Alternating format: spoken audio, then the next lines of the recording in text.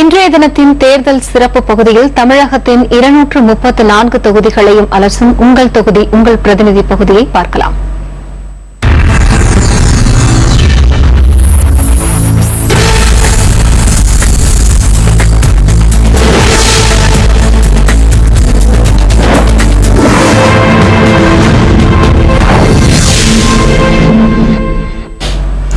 உங்கள் தொகுதி உங்கள் பிரதிநிதி பகுதியில் இன்று நாம் பார்க்க இருப்பது நாகை மாவட்டம் மயிலாடுதுறை சட்டப்பேரவை தொகுதி.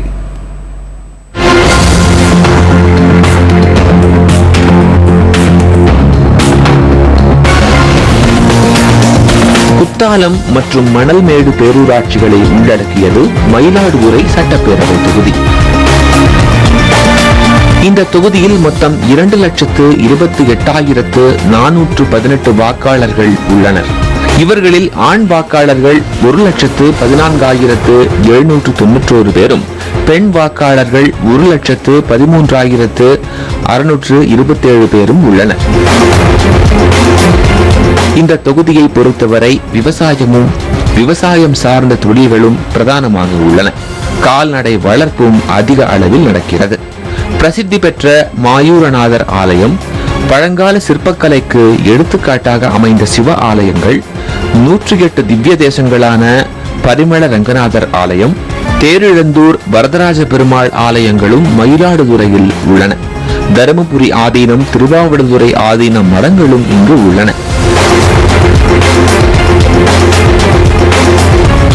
தமிழில் முதல் புதினம் எழுதிய மாயூரம் நீதிபதி வேதநாயகம் பிள்ளை வாழ்ந்து மறைந்த தொகுதி என்ற பெருமை மயிலாடுதுறைக்கு உண்டு.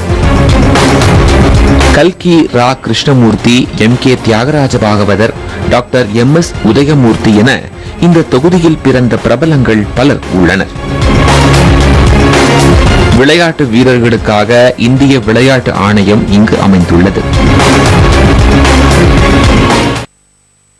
மயிலாடுதுறை தொகுதியில் கட்சிகளின் பலம் மற்றும் MLA குறித்த விவரங்களை தற்போது அறியலாம். மயிலாடுதுறை சட்டப்பேரவை தொகுதியில் திமுக 4 முறை வெற்றி பெற்றுள்ளது. திமுக கூட்டணியில் இணைந்து ஒரு முறையும், அதிமுக கூட்டணியில் இணைந்து ஒரு முறையும் என காங்கிரஸ் 2 முறை இந்த தொகுதியில் வெற்றி பெற்றுள்ளது. அதிமுக, தமாக, பாரதிய ஜனதா கட்சிகள் தலா ஒரு முறை வெற்றி பெற்றுள்ளன. கடந்த 2011ஆம் ஆண்டு தேர்தலில் அதிமுக கூட்டணியில் இருந்த தேமுதிகவுக்கு இந்த தொகுதி ஒதுக்கப்பட்டது. தேமுதிக சார்பில் AR பால அருட்செல்வம் போட்டியிட்டு வெற்றி பெற்றார். 49 வயதாகும் இவர் விவசாய குடும்பத்தில் இருந்து வந்தவர். பட்டயம் படித்துள்ள பால அருட்செல்வம் தொடக்கத்தில் பாரதிய ஜனதாவில் இணைந்து பணியாற்றினார். பின்னர் 2006ஆம் ஆண்டு அக்கட்சியில் இருந்து விலகி தேமுதிகவில் சேர்ந்தார். கடந்த 9 ஆண்டுகளாக இவர் தேமுதிகவின் வடக்கு மாவட்ட செயலாளராக இருந்து வருகிறார். மயிலாடுதுறை தொகுதிக்கு MLA கொடுத்திருக்கும் வாக்குறுதிகள் என்ன? மக்களின் எதிர்பார்ப்புகள் நிறைவேற்றப்பட்டுள்ளனவா? MLA அளிக்கும் விளக்கங்கள் என்ன பார்க்கலாம். காங்கிரஸ் சட்டமன்ற உறுப்பினர் திரு ராஜ்குமார் அவர்களால் கொண்டுவரப்பட்ட புற வழிச்சாலை இன்றைய சட்டமன்ற உறுப்பினரால் இன்று வரை கொண்டுவரப்படவில்லை என்பது குற்றச்சாட்டாக உள்ளது. புறவழிச்சாலை பிரச்சனைக்கு நான் பேசாத சட்டமன்ற கூட்டத்தொடரே கிடையாது.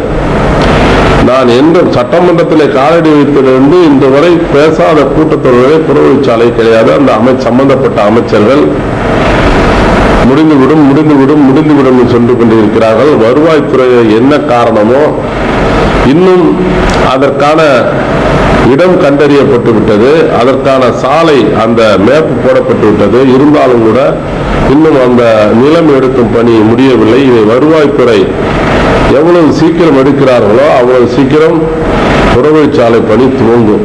மயிலாடுதுறை சட்டமன்ற தொகுதியை பொறுத்தவரையில் நடைபெற்றிருக்கின்ற இந்த 5 ஆண்டுகளில் புதிதாக எதுவும் புதிய திட்டங்கள் எதுவும் நிறைவேற்றப்பட்டதாக ஒரு திட்டமாக வந்ததாகவும் இதுவரை மக்களுக்கும் தெரியாது, மற்றவர்களுக்கும் தெரியாத நிலையை தான் இருந்து கொண்டிருக்கிறது. மயிலாடுதுறை கலைக்கல்லூரி, நான் சட்டமன்றத்திலே கலைக்கல்லூரிக்கு தேர்தல் வாக்குறுதியிலே கலைக்கல்லூரி என்று தேர்தல் வாக்குறுதியில் வைத்திருந்தோம்.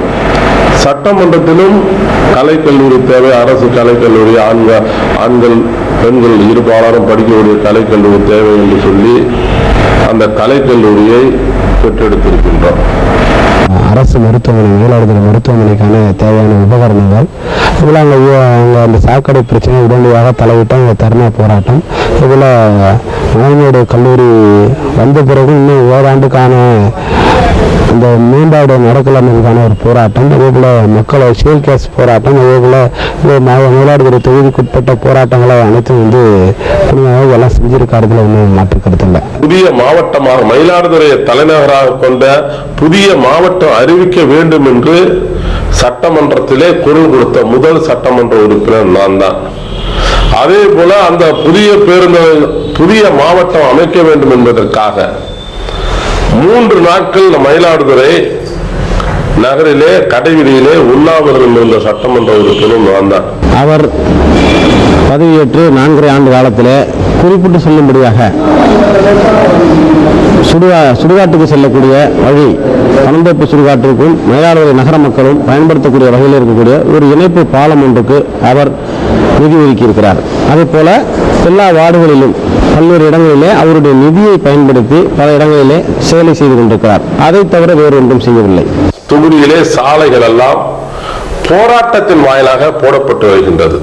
சாலை மறியல், முற்றுகை போராட்டம், இதே போல ஒவ்வொருவருக்கும் போராடி அரசு வேற காரணம் சொல்ல முடியாத சூழலிலே சில விஷயங்களை செய்து கொண்டு வருகிறார்கள். மயிலாடுதுறையிலே புதிய பேருந்து நிலையம் வர வேண்டும் என்பது மிக நீண்ட நாள் கனவு, அதுவும் நிறைவேறாமல் இருக்கிறது. மயிலாடுதுறையில 25 ஆண்டுகளுக்கு பிறகு இந்த 5 ஆண்டுகளில்தான் மயிலாடுதுறைக்கு பேருந்து நிலையம் அமைப்பதற்காக இடம் வாங்கப்பட்டிருக்கிறது.